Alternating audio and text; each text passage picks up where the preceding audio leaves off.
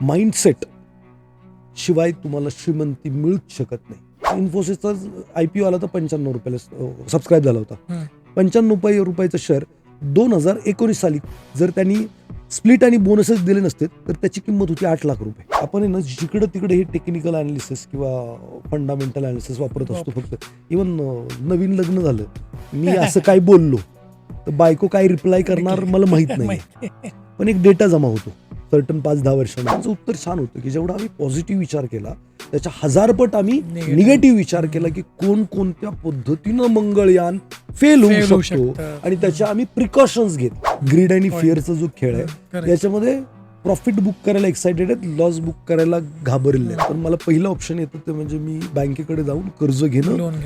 आणि मग बँकेकडे जर मी गेलो तर बँक मला तारण, कारण आणि निवारण अशा 3 गोष्टी. 2 बोट आहेत, नाव आहेत 2. एका नावेला होल आहे आणि एक नावेला होल नाही आहे आणि तुम्हाला या तीरावरून पुढच्या पलीकडच्या तीरावरती जायचं नदीच्या असं समजा. आता कोणत्या बोटमध्ये बसणं रिस्क आहे?